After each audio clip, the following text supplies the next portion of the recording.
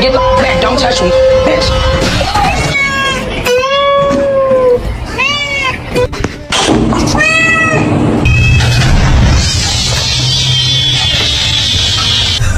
What? Is your food bowl empty?